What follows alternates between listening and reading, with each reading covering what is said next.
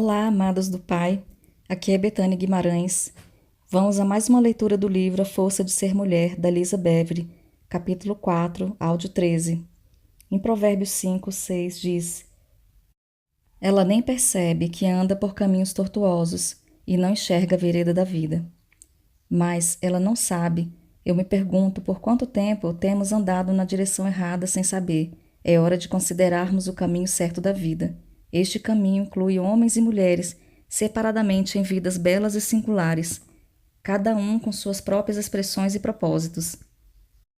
Nós cairemos nos caminhos do engano sempre que aceitarmos uma mentira como verdade. Acabamos perambulando pelos caminhos da escuridão sempre que recusamos o conselho da sabedoria perpétua de Deus e o desprezamos como se fosse algo irrelevante para os nossos dias, ou que não se aplica às nossas circunstâncias particulares. É tolice pensar que todos os caminhos levam à vida, porque com certeza, se há um caminho da vida, então há também um caminho da morte. A vereda do justo é como a luz da alvorada, que brilha cada vez mais até a plena claridade do dia. Provérbios 4, 18. Caminhos de justiça levam a lugares iluminados. Eu defendo o argumento de que nossa cultura atual confirma que o curso que o mundo segue está nos levando a veredas de maior escuridão. Isso confirma que o caminho para a destruição tem se tornado cada vez mais curto. Examinando melhor machos e fêmeas, antes de prosseguirmos, é importante definir as palavras macho e fêmea. Essas definições ajudarão a apurar nossa abordagem. Sei que você deve estar pensando que entender esses termos é automático, mas com tudo o que vemos acontecer eu não tenho tanta certeza. O dicionário Webster define o termo macho como uma pessoa que possui o par de cromossomos X e Y no núcleo da sua célula. Isso significa que o gênero é fundamentalmente uma questão de DNA, que não varia, não importa como o exterior físico possa ser alterado. A cultura não tem o poder de mudar nossa essência. Macho se define também através dos adjetivos usados para descrever homens e rapazes. Entre eles estão força, coragem e virilidade. O termo viril sugere potência sexual ou de procriação. Todas as referências à palavra macho no final levam à palavra homem. A definição do Webster para o homem inclui também tanto adultos do sexo masculino como a espécie humana. Especificamente, o homem é capaz de iniciar a concepção, mas não de gerar filhos. Agora voltemos às definições de fêmea, feminina e mulher. Da mesma forma, fêmea é primeiramente definida como uma pessoa com 2 cromossomos X no núcleo de sua célula. O núcleo é definido como uma parte central, onde outras partes ou grupos se reúnem, centro. O termo feminino é definido como pertencente à mulher, beleza feminina, vestido feminino, que possui as qualidades tradicionalmente atribuídas à mulher, como sensibilidade ou gentileza. O Webster também lista como atributos femininos delicadeza, graça e paciência, bem como sensibilidade a sentimentos. Isso leva ao termo central mulher, que é definido como seres humanos adultos que são biologicamente fêmeas, ou seja, capazes de gerar filhos. Essas definições imediatamente nos revelam algumas coisas. A primeira é a interdependência entre os sexos. Eles são interdependentes entre si, mas não intercambiáveis. Como diz acima, o homem pode iniciar a concepção, mas é preciso haver a mulher para nutrir e dar à luz.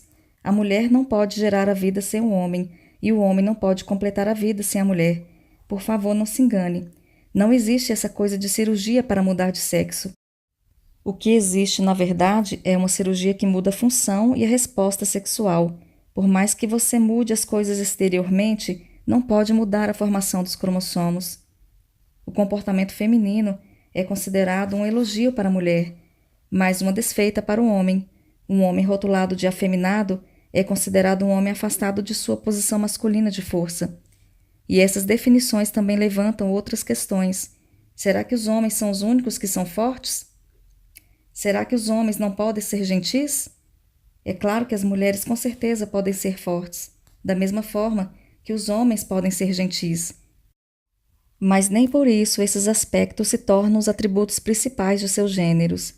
Os homens são conhecidos por sua coragem e jeito direto, da mesma forma que as mulheres são conhecidas por sua graça e paciência. Graça é uma palavra definida como elegância, beleza e suavidade de forma e movimento. Outra definição, benevolência, capacidade de acomodar e perdoar, bem como de demonstrar misericórdia e favor. Todas essas definições estão de acordo com as referências das Escrituras sobre as mulheres. A posição estratégica da mulher. O gênero sozinho não qualifica um homem para liderar, da mesma forma que não deveria desqualificar uma mulher. De acordo com as Escrituras, se um homem não for forte em virtude, ele está desqualificado, independentemente do seu gênero. Da mesma forma, mulheres historicamente virtuosas se levantaram acima das limitações de seu gênero. O Novo Testamento define essas virtudes de liderança. Em 1 Timóteo 3, versículo 2 ao 4, diz assim: É necessário, pois, que o bispo seja irrepreensível, marido de uma só mulher, moderado, sensato, respeitável, hospitaleiro e apto para ensinar. Não deve ser apegado ao vinho, nem violento, mas sim amável, pacífico e não apegado ao dinheiro. Ele deve governar bem a sua família, tendo os filhos sujeitos a ele com toda a dignidade. Repara na ênfase da expressão marido de uma só mulher. Significa que ele deve ser fiel à sua esposa. Essa é a primeira qualidade de uma longa lista relacionada a uma vida irrepreensível, que inclui também o ser amável, ou seja, gentil. Trata-se de um atributo geralmente relacionado às mulheres, o que confirma que há um casamento das duas forças. E isso pode acontecer sem que nenhuma delas tenha que abrir mão da sua própria essência.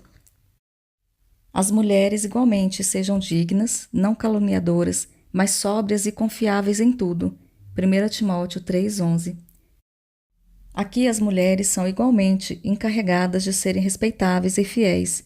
São incentivadas a serem um exemplo de virtude. Nesta vida, todos possuem sua posição estratégica e lugar. Agora vamos transferir esta dinâmica para o campo de batalha.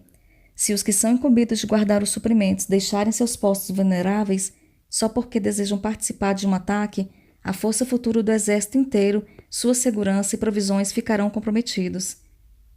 Se os que são treinados para cuidar dos ferimentos deixarem de ministrar cura para proteger os estoques de suprimento, quem curará e fortalecerá os feridos e desanimados? Se os que foram treinados para a frente da batalha saírem correndo para tentar socorrer e prescrever remédios sem a formação adequada para tal, os feridos serão ainda mais prejudicados.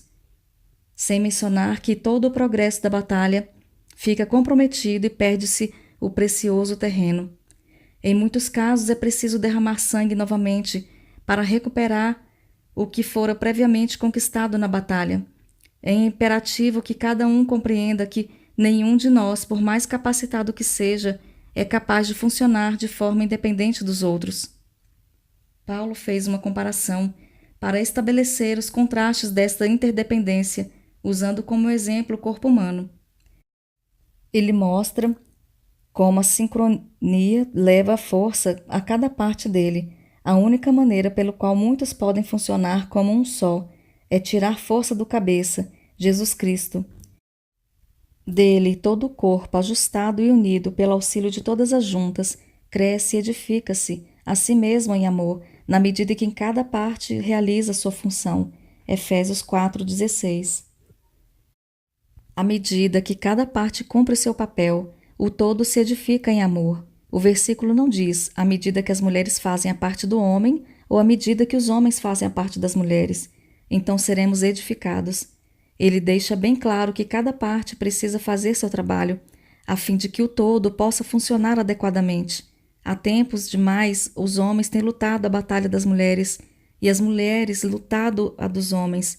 Neste estado de conflito interno contínuo, acontecem ferimentos demais e não a cura e edificação suficientes.